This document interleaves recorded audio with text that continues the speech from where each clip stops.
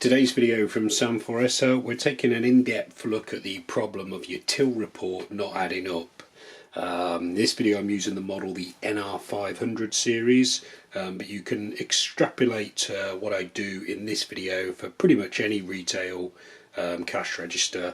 Obviously the technical button presses will be different, but the overall process is the same. So the till not adding up correctly is probably the most common and most difficult support question we get asked. It happens all the time. It's really difficult to diagnose over the phone or remotely the specific problems of your report, obviously, and it's actually can be quite difficult for you to diagnose it specifically. So in this video I'm going to show you what I do in general if I've got this type of call. So first of all, I'm going to run an end of day X report. So just a quick bit about X and Zeds. X reports give you the same information as a Z report, but they don't reset the data. So traditionally you'd use an X read at the end of a shift or during a day to see how you were doing, or perhaps as a final check before doing the end of day cashing up. The Z read gives you the same information, but it resets the data back to zero.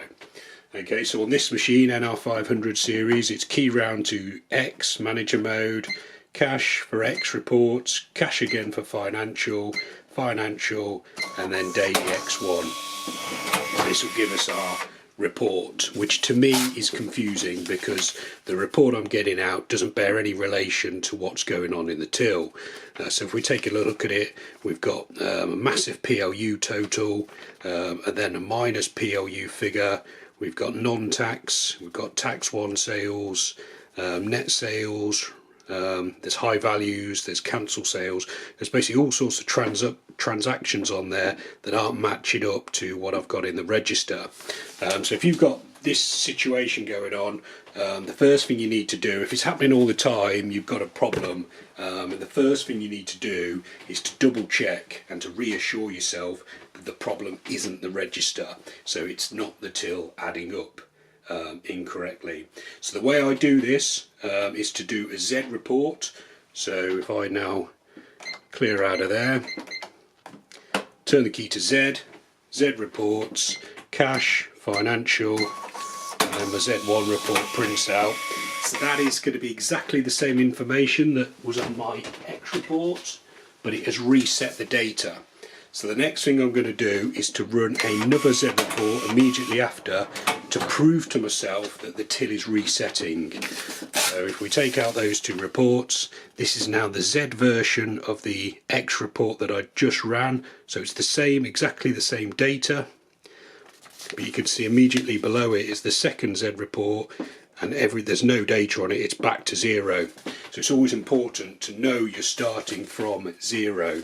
Then what I'm going to do is put a couple of test sales through different departments, different methods of payment, and then have a look at those on the report and see where they are and see if I can work out what's going on. So key back round to reg. We're going to pop, let's keep it really simple, let's pop £1 through PLU1, that's my grocery button, and I'm going to say that that was paid for by charge 1, which is my card payment on this machine, and I'm going to pop a second sale through, another £1, let's pop that into department 2 or PLU2, confectionery, and we'll cash that sale off. You'll notice I've got the receipt switched on, but I'm not tearing the receipts off. This is because I'm trying to interrogate the data and to prove to myself what's going on with the reports. So it's really handy to keep a tab of the sales that we've done. So we know that 2 minutes ago we ran a Z report which was zeroed, so we reset the machine, and that now we've run 2 sales through. So if we turn the key to the X position and run an X report, what we're expecting to see is a total sales value of £2, and then £1 for cash and £1 for our charge 1 or card button. So let's take a look at the X report. So here we go, we've got PLU total £2, we've got tax 1 sales £2, so that must mean that my 2 PLUs I've sold through are taxable at tax rate 1, and the tax content of that £2 was 34 pence. Here we've got gross sales of £2, We've got cash sales, that's the net sale is £2, gross sale £2. We've got cash in drawer £1, charge one in drawer £1, charge one sales £1, draw total, and then £2 there. So it's correct. It can be confusing even with just £2 sales going in. There's so many different figures on the report, so I do totally understand why people get confused the report, because there's a lot of information on there. The key point is to understand what the information means, so that's why I've done 2 really basic sales and then check that out on my X report. Again, if I now run a Z report, cash, financial, I appreciate obviously that if you've not got an NR500 as well, your reports might look slightly different. So again, that Z report there is going to be exactly the same data as I've just printed out on the X report. So it's the same figures on every single total, except that it's reset the data because it's a Z. So if I run another Z report immediately after, just to prove the point, I'm now back at 0. What I'm going to do now is produce a slightly more complicated report and see if I can understand what's going on there, and try and prove to myself that all the reports are on the till, they're just all the information that's been put through the till. So one thing that can happen, I've had it happen quite a lot of times, is where someone has run an X report by mistake at the end of one day. The report has been correct, they've cashed the till up, filed the X report away, and then the following day either themselves or someone else has come along and then run the end of day report the following day. But of course, because the till wasn't reset, that data's doubled over, so the person running the report at the end of Wednesday, for example, has got a figure that includes Tuesday, and they're trying to get that to balance. So it's very easy to make a mistake, but it's always possible to resolve it, and it's best if you think something's going wrong, it's best to get stuck into it straight away and try and work out what the problem is rather than let it build up. So let's do some slightly more complicated things and double check how they appear on the end of day report. So if I pop £10 into my grocery button and then cancel the sale, that's going to cause an element of confusion on the end of day report, but we can take a look at it and see where it ends up. If we do a return, so £10 into department or button number 2, and we will do a cash refund. So we've got a cancelled sale, a refund, we've also got no sale, that will appear on the end of day report, and you've also got functions like paid out and received on account. So if I do a paid out, so this is where I might have paid a supplier with money out of the till drawer. So that's a cash. I've paid £20 out, perhaps to the window cleaner or to do a shop run. You've also got a received on account button, so that's the opposite. So that's money coming into the till. We do a £5 charge received on account. So I'm really making this report as complicated as possible to read, and we should probably put some normal sales in as well. Cash that up. So there we go. So we've got a list of transactions we've run that are done deliberately to confuse or to make the report appear complicated, but also so we can understand that all this information is going to end up on the report. So when we do the report, all the report is telling us is that it's something that's happened on the till. So we've got a cancelled sale, £10 grocery, a £10 return or refund through the confectionery, which was cash, a no sale, a paid out of £20 cash, a received on account £5 charge, and a £20 cash sale through PLU buttons, dairy and test product. So X report, to have a look at it.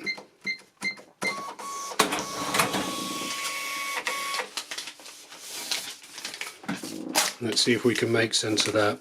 So what does the PLU total mean? £10. That doesn't strike me as being correct, but it must be correct. So if I go and grab my sales that I've just put through, I've got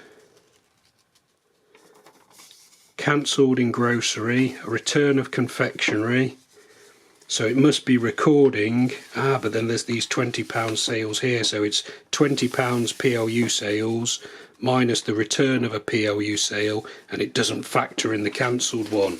So the PLU total that I originally thought looked a bit strange is actually correct. I've made a sale of total of £10 through my PLU buttons, of which there must have been taxable sales, so it's £10 with a £1.66 worth of tax on there.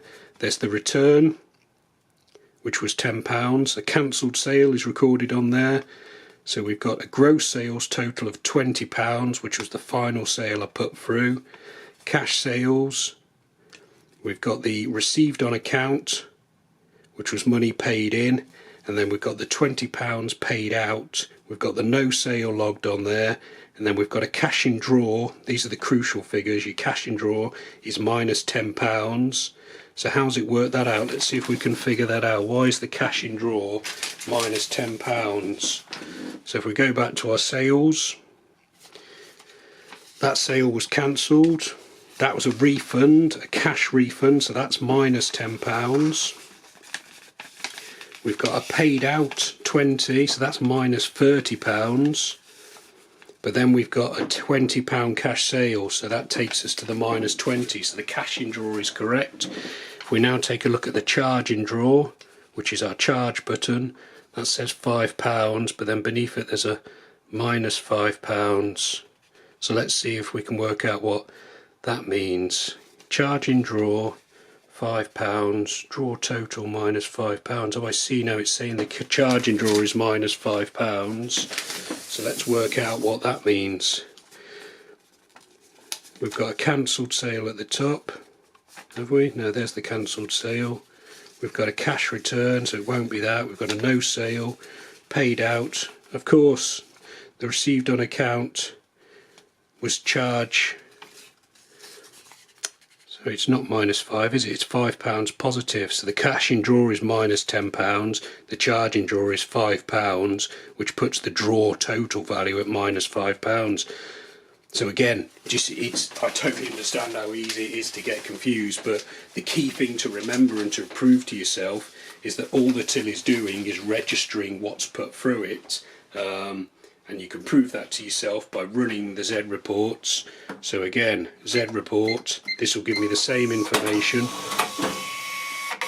but it'll also reset it. So it's back to 0. I'll run a final, let's do it really simple, £1, news, cash, round to X, or Z, let's do a Z.